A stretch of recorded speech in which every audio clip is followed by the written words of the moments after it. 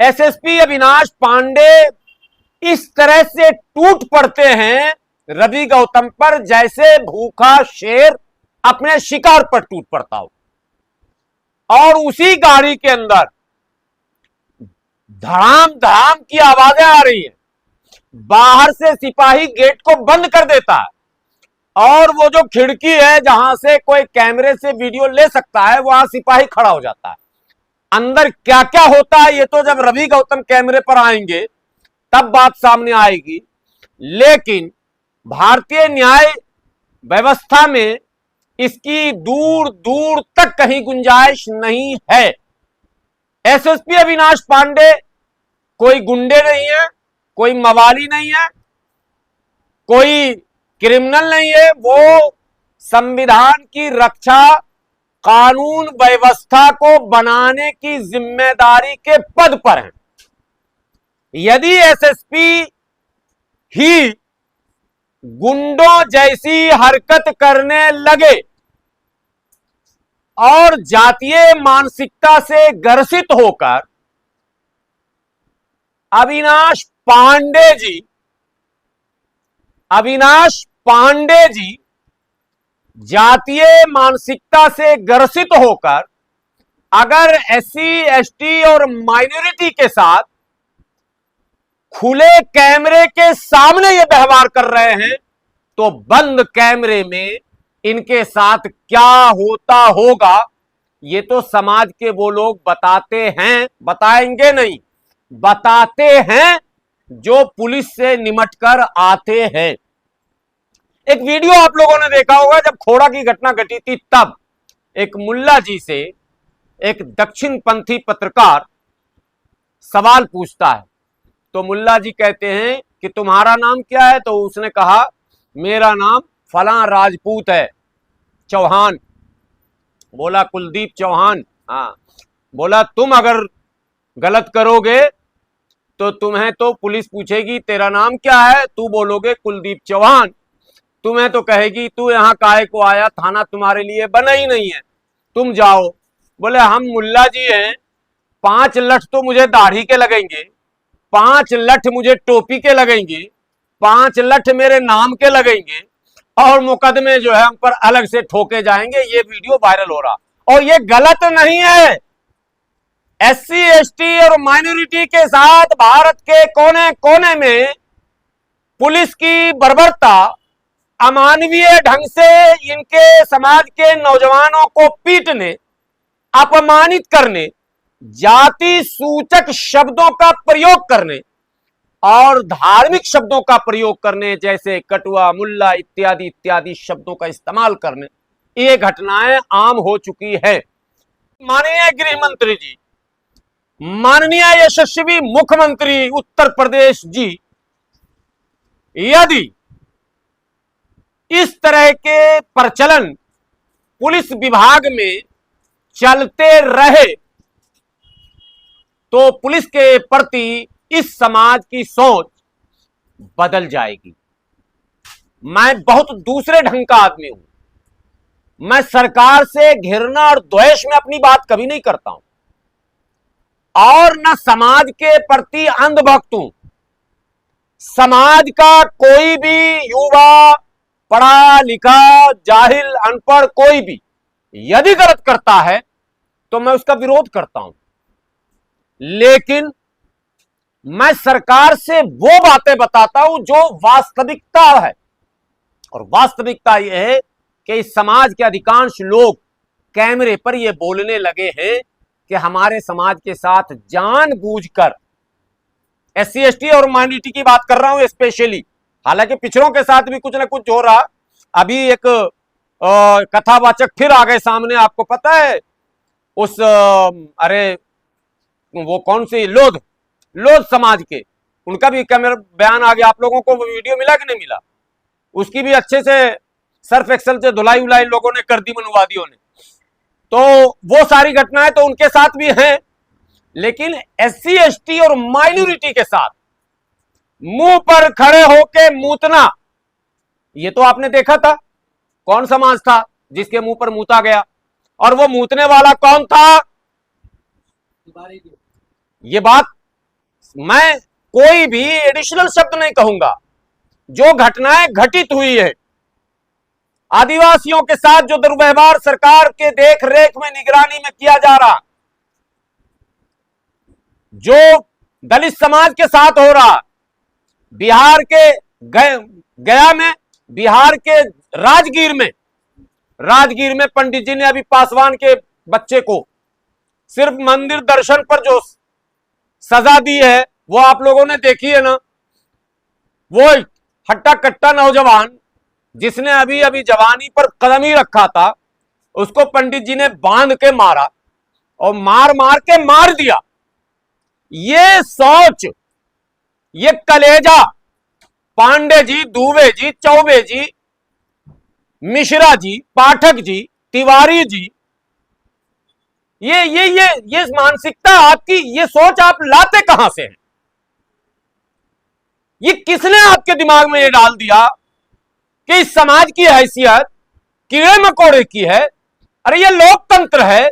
इस समाज को बाइज्जत जीने का अधिकार बाबा साहब अंबेडकर ने आज से 70 साल पहले 26 जनवरी 1950 को संविधान बनाकर सौंप कर यह कह दिया था, we the people of India, हम भारत के लोग, हम भारत के लोग, हम भारत के लोग का मतलब हम सब एक समान हैं।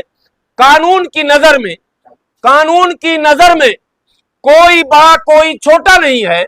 आर्टिकल 14, 15, 16 जो मौलिक अधिकारों से जुड़ी धाराएं हैं वो चिल्ला चिल्ला कर कहती हैं कि भारत के किसी निवासियों के साथ जात के नाम पर, धर्म के नाम पर, लिंग के नाम पर, क्षेत्र के नाम पर, भाषा के नाम पर भेदभाव करने की अनुमति नहीं दी जाएगी। फिर यह सब कुछ होते हुए स्वतंत्र भारत में, लोकतांत्रिक व्यवस्था में, संविधान के राज में एक एसएसपी के पद पर बैठा हुआ अविनाश पांडे, ये हिम्मत कैसे होती है कि वो दलितों की इस भीड़ में घुसते हैं और घुसकर चिढ़ता हुआ, मारता हुआ, गाली देता हुआ, सबको इधर और उधर कर देता है। न महिला देखता है, न पुरुष देखता है, कुछ भी नहीं देखता है। और उसके बाद जो अभिरक्षा में लिया गया है उसे भी दरवाजा तोड़ के मारता है।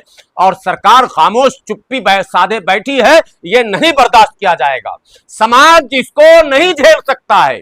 इसलिए समाज के बुद्धिजीवियों से, पढ़े लिखे लोगों से मैं विनम्रता पूर्वक अखिल भारतीय दलित मुस्लिम यूनाइटेड मोर्चा की ओर से यह विनंती करता हूं, यह आग्रह करता हूं, यह अपील करता हूं कि वो ऐसे संकट की घड़ी में जब पुलिस वाले वर्दी के रौब में संविधान की धज्जी उड़ा रहे हो, आपको उठ खड़े होने की आवश्यकता है और एक होने की आवश्यकता है।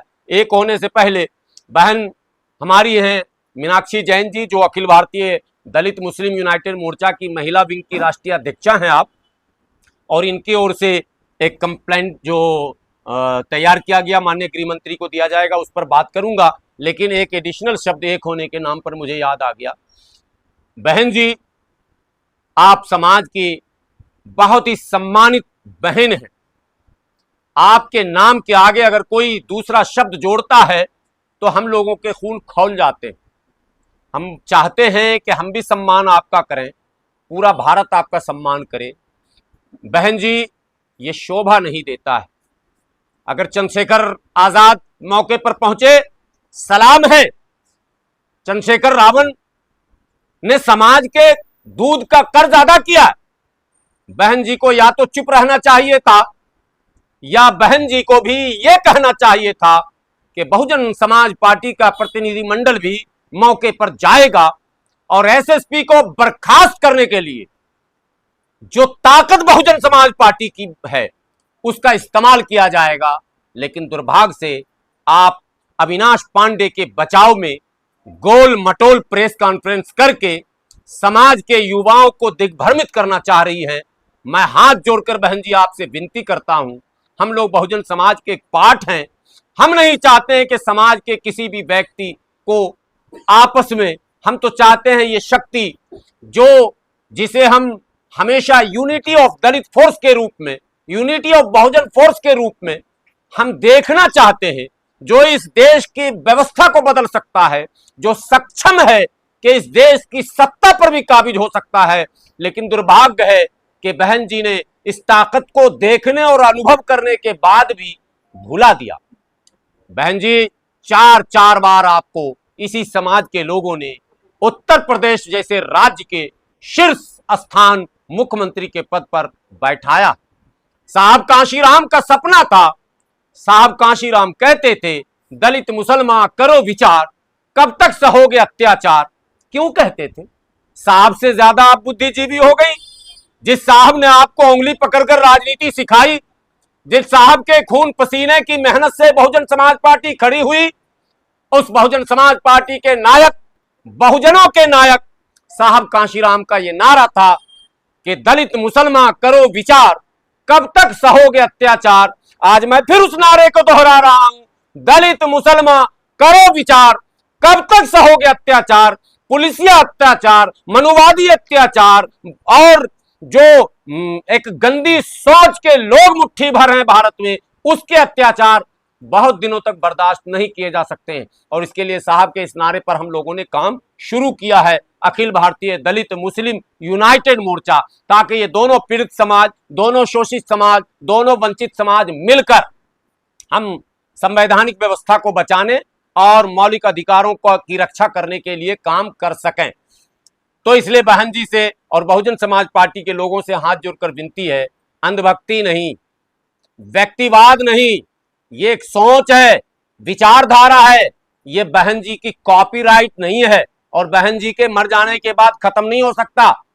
बाबा साहब अंबेडकर इस दुनिया से चले गए, लेकिन उस विचारधारा को जो है वो फॉलो करने वाले लोग, उस पर चलने वाले लोग आज भी हैं और आज भी तन मन धन निछावर समाज पर करने वाले लोग हैं।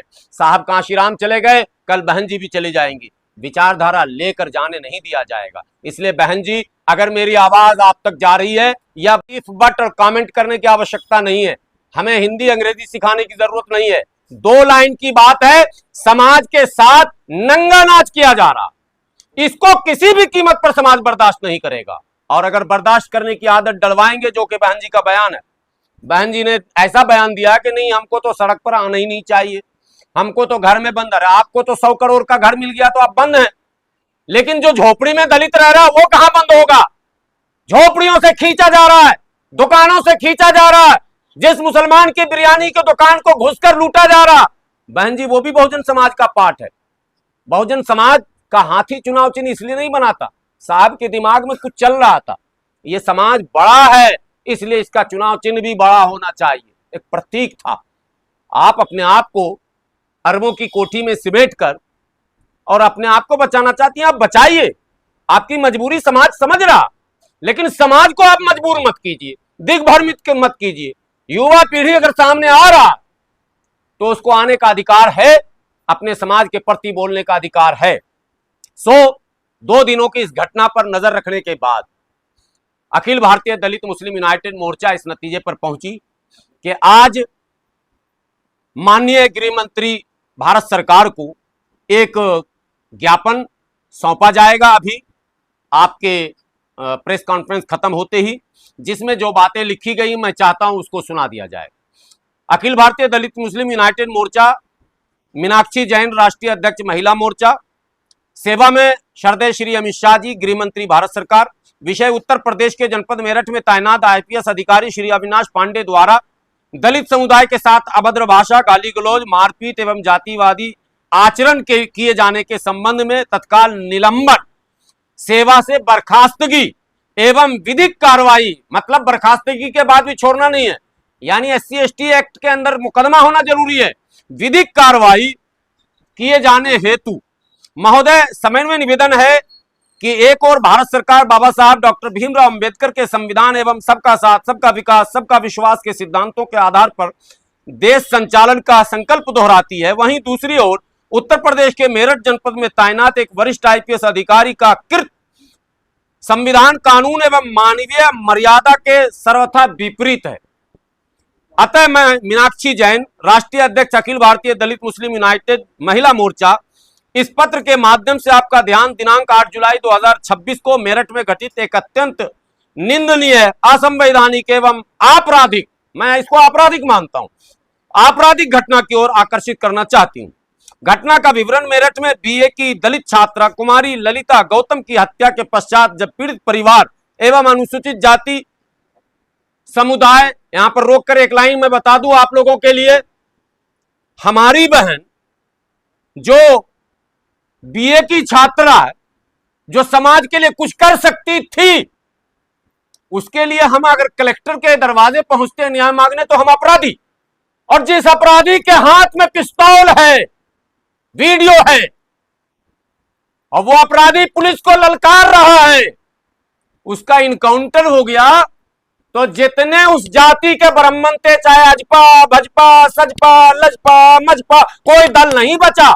यहां तक के बेशरम पार्टी स्वर्गीय रामविलास पासवान के पुत्र जो दलित हैं, उन्होंने भी कहा कि गलत हुआ और मैं अपराधी के साथ हूं। समझ गए भरत तिवारी का? ये क्या हो रहा है इस देश में भाई? ये क्या हो रहा?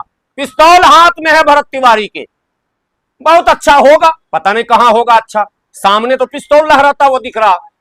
उसका इनकाउंटर होने पर दुबे जी, चौबे जी, छब्बे जी, शुक्ला जी, तिवारी जी, त्रिपाठी जी, सिंह साहब, उफना साहब, चिला साहब, लाला जी भी, प्रशांत किशोर जी भी पहुंचे थे, पांडे जी भी, कोई नहीं बचा जो वहां न पहुंचा हो।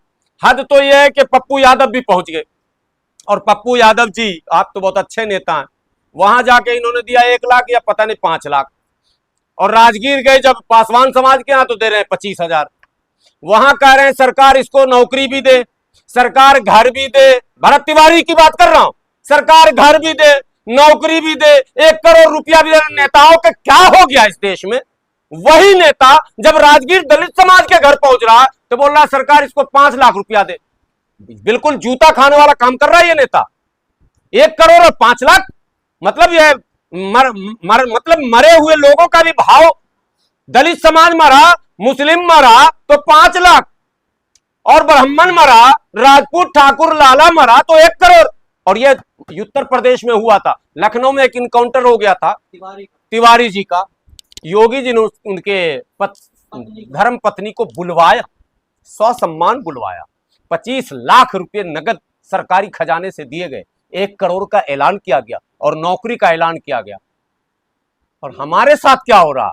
हमारे साथ इनकाउंटर करने के बाद भी छोड़ा नहीं जा रहा।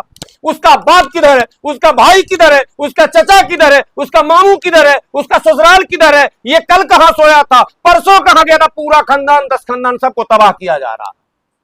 ये कब तक चलेगा साहब? अखिल भारतीय दलित मुस्लिम यूनाइटेड मोर्चा इस सरकारी और संवैधानिक पदों पर बैठे असंवैधानिक कृत्य करने वाले लोग, जातीय मानसिकता के लोगों के खिलाफ मुहिम चलाएगी और मुहिम चलाने वालों के साथ खड़ी होगी। हम भेदभाव नहीं करते कि मेरा संगठन अलग है, उनका संगठन अलग। जो इस घटना में जो लोग आ रहे हैं, हम उस सब के साथ हैं। हम कोई ऐसे नहीं है कि फला साहब के, हम बहन जी के भी साथ होंगे, आ जाएं, खुलकर बोले कि ये जातीय मानसिकता के साथ अविनाश पांडे ने ऐसा काम किया। क्या मतलब है? बीपी हाई था तो टेबलेट खा लेते, और बीपी हाई दलित को देखकर क्यों हो रहा भाई? किसी दूसरी जाति को देखकर क्यों नहीं हो रहा? मुल्ला जी को देखकर क्यों हो रहा आज बीपी हाई? ये सवाल है और गंभीर सवाल है। देश इतना बड़ा भारत, जहां अनेकों जाति, अनेकों धर्म, अनेकों भाषा, अनेकों संस्कृति, अनेकों मन रहन सहन खान पीन है। आप इस भारत को भारत बनाकर नहीं रखना चाहते, आप इसको खिन्न भिन्न छिन्न करना चाहते हैं। आप जातियां अलग, धर्म अलग, फला अलग, तू इधर जा, तू उधर जा, तू ये ना खा, तू उधर न सो। क्या है? तमाम तरह के ड्रामे इस देश में देखने को मिल रहे हैं। मरे जानवर को उठा रहा, उसको आप पीट रहे हैं, जिंदा जानवर को ले जा रहा, उसको पीट रहे हैं। अरे भाई, जब कैसे हम जिएंगे इस भारत में? ऐसे तो नहीं चलेगा देश। ये कौन लोग हैं जिनके पास कामकाज नहीं है? ये यही ढूंढते रहते हैं। कल मेरे जिला बेगूसराय का एक वीडियो आया सामने, एक बूढ़ी औरत रेलवे पटरी के किनारे से जा रही, पाया है उसके पास, वही पाया जिसका कव्वाली आप लोग सुने होंगे, जब क्लिंटन ने खाया तो कहा पाया पाया। वो 3-4 पाया जो पाया समझते हैं ना, गोड़ी, वो लेकर जा रही, उसको पकड़कर 4-5-6 लड़के पीट रहे हैं। उस महिला, बूढ़ी महिला जिसकी आयु 60 प्लस, वो घर में खाने के लिए। ऐसे चलेगा देश? मतलब पुलिस क्या करने के लिए है? सिर्फ दलित मुस्लिम को देखकर पीटने के लिए, कानून व्यवस्था को संभालने के लिए नहीं, अपराध को रोकने के लिए नहीं, अपराधियों को खत्म करने। वो लोग इस पद पर हैं, उन्हें गंभीर होने की आवश्यकता है। तो जो ललिता गौतम की हत्या के पश्चात जब पीड़ित परिवार एवं अनुसूचित जाति समुदाय के युवा न्याय मांगने को लेकर शांतिपूर्ण रूप से कलेक्ट्रेट पहुंचे, तो वहां कानून व्यवस्था की जिम्मेदारी संभाल रहे, हालांकि कानून व्यवस्था की जिम्मेदारी नहीं संभाल रहे थे, वो संभाल रहे आईपीएस अधिकारी श्री अविनाश पांडे, वरिष्ठ पुलिस अधीक्षक मेरठ ने अपने पद एवं वर्दी की मर्यादा को ताक पर रखते हुए निम्नकृत किए। भीड़ एवं मीडिया के समक्ष लाउड स्पीकर के माध्यम से अनुसूचित जाति के नागरिकों को तुम्हारे बाप की रोड है। अच्छा, ये बात पूरे समाज में उनके आ गया।